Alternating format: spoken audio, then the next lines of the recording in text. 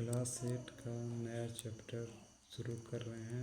Chapter का नाम है फसल उत्पादन एवं प्रबंधन।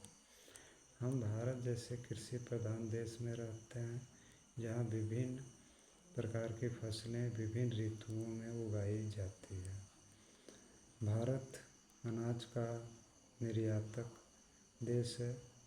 विभिन्न देशों को यह अनाज निर्यात करता है। एक समय था कि जब हमें आयात करना पड़ता था, लेकिन अब समय है कि हम इसका निर्यात करते हैं। तो सबसे पहले समझते हैं फसल का मतलब क्या होता है।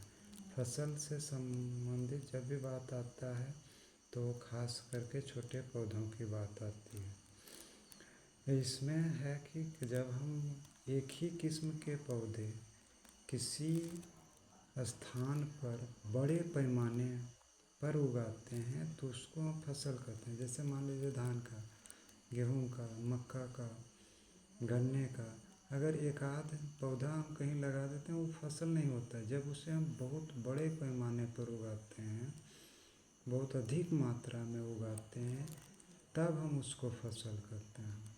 अब फसल के क्या प्रकार हो सकते हैं, तो देखिए फसल किस समय बोया जाता है या किस समय उसे रोपा जाता है, उस समय के अनुसार उसको 3 भागों में बांटते हैं।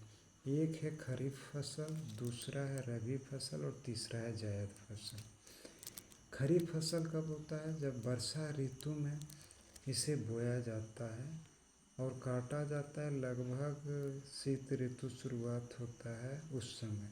जैसे आपका धान, मक्का, सोयाबीन, ये सब फसल इसलिए वर्षा ऋतु में बोया जाता है क्योंकि इन्हें बहुत अधिक जल की ज़रूरत होती है। रबी फसल, इन्हें जाड़े की ऋतु में बोया जाता है।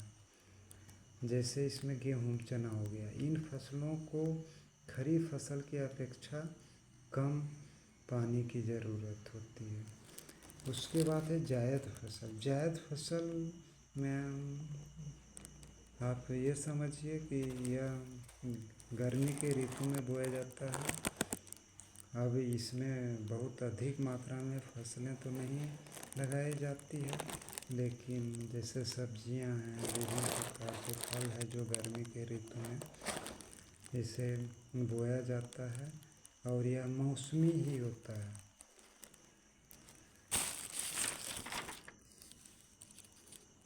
अब फसलों को खाने के आधार पर भी हम विभाजित कर सकते हैं।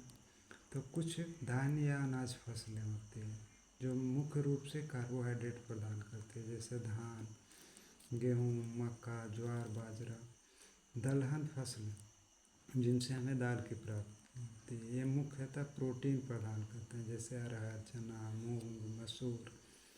और तिलहन फसलें जिनसे हमें तेल प्राप्ति होती है, यह मुख्यतः वसा प्रदान करते हैं, जैसे सरसों हो गया, अलसी हो गया, सोयाबीन हो गया। कुछ फसलें ऐसी होती है जो हमें खाने के काम में नहीं आती है, उनसे हमें रेशा प्राप्त होता है। इस रेशा का विभिन्न उपयोग किया जाता है, जैसे पटसन हो गया, कपास हो गया। पटसन यानी जूट, जिससे बोरा ये सब बनता है, चटाई बनता है। कपास, जिससे सूती कपड़ा बनता है। और एक और प्रकार का फसल होता है चारा फसल। यह फसलों मुख्य रूप से जानवरों के लिए उगाया जाता है, क्योंकि इन फसलों से जानवरों को खाने का आहार मिलता है। इसमें जैसे आपको बरसीम है, सूडान घास है, इत्यादि है। अब हम भारत में रहते हैं तो कृषि कार्य तो हमें जाना चाहिए। तो